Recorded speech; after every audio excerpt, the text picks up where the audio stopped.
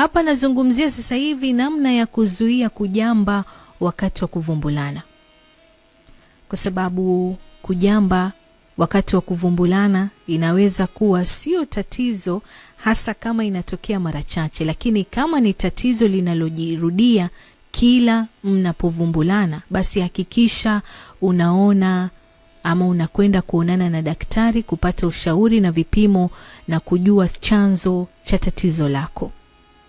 Kama kuna changamoto kwenye viungo vya mwili mpaka kupelekea hali hiyo, basi unaweza kufanya mabadiliko yafuatayo kwenye mtindo wa maisha yako. Kwanza, unafaa ujiwekee mazoezi unafaa kujiwekea mazoea kupata choo kabla ya kuvumbulana.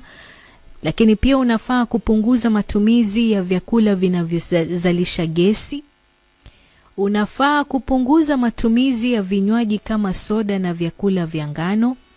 Lakini pia unapokula, unafaa kula taratibu ili chakula kiweze kuvunjika ama kumegeka. Na jinsi ama njia nyingine ambayo unaweza kutumia, msikilizaji, ni kufanya mazoezi yale ya Kegel ambayo unaweza kubana misuli, kama vile kuzuia mikojo kwa sekunde 10 ukiachilia. Kwa sekunde 10 ukiachilia. Unarudia kufanya mazoezi hayo mara 10 au zaidi, na utafanya hivi kwa siku mara 3 au zaidi kila siku. Hili ni zoezi lazima kila mwanamke iwe analifanya. Hakikisha kwamba unajizoesha kufanya mazoezi ya kubana misuli ya uke wako. Na unafanya mazoezi vipi? Unaibana hiyo misuli kwa kuzuia mikojo kwa sekunde 10 na kuachia kwa sekunde 10. Utarudia kufanya mazoezi haya, msikilizaji, mara 10 au zaidi, na utafanya hivi kwa takriban siku nzima mara 3 au zaidi kila siku. Kitu chengine, unafaa kuepuka kufanya mapenzi kwa mkao wa doggy style, kwa sababu hii ndio imethibitishwa kwa kiasi kikubwa kwamba mwanamke akikaa mkao kama huu, kwa asilimia kubwa anaweza kutoa sauti hiyo ya kujamba. Sawa?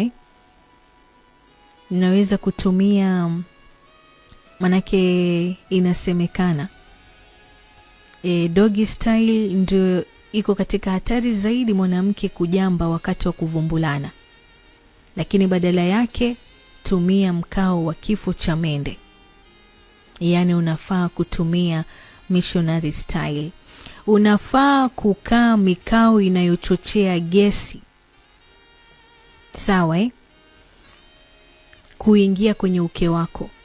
Unajua kuna wanawake wengine ambao wakiketi wanajibwaga tu hivi. Miguu wanaipanua, wanajikalia tu ovyo. Usungo huo.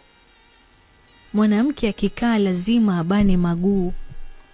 Lazima, kwa sababu wewe ni mwanamke. Na kama wewe ni mwanamke, kitu chochote kinaweza kutoka kwenye uke wako. Imagine umeketi katikati ya wenzako, shagala bagala tu, umeamka, vitu vimeanza kujitokea kwenye kei yako. Lakini the moment ukiwa unakaa kwa kubana miguu, kitu chochote kinachotoka kwenye uke wako utakisikia na utakihisi.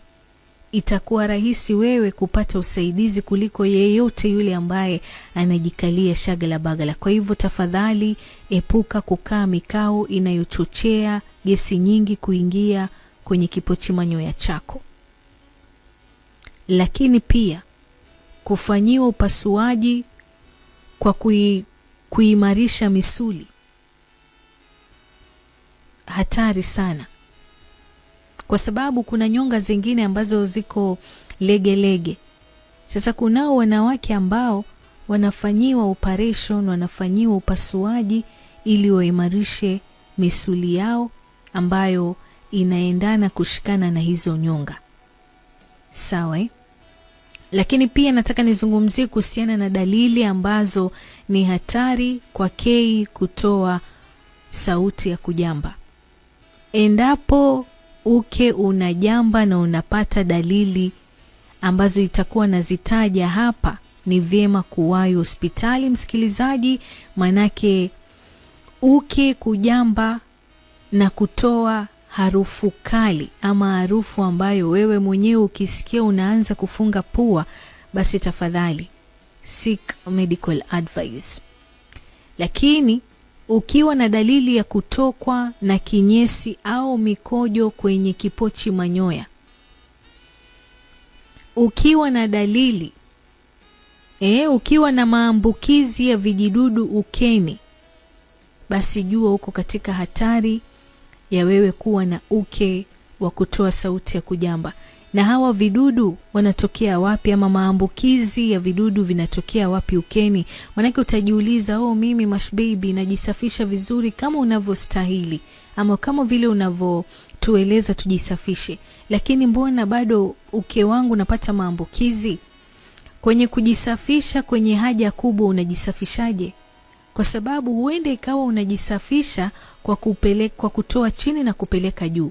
Na unajua nafsi ya nyuma na nafsi ya mbele imepakana kwa yani si mbali sana, zipo hapo kwa hapo. Kwa hivyo mind vile ambavyo unajisafisha unapokwenda haja kubwa, kwa sababu usipojisafisha vizuri, wale wadudu wa kutoka kwenye nafsi ya pili itakuja kwenye kipochi manyoya. Ikija kwenye kipochi manyoya, vinadhuru vile vidudu ambavyo vimeundwa kulinda uke wako. Na the moment vidudu kama hivyo havipo, basi uko katika hatari ya uke wako kupata maambukizi ya aina yoyote. Sawa eh? Kwa hivyo chonde kwenye kujisafisha, kwa sababu utajisafisha vizuri kwenye uke, lakini je, huko kwenye mkungu wa ndizi unajisafishaje? Coco FM 98.9, ladha ya Pwani.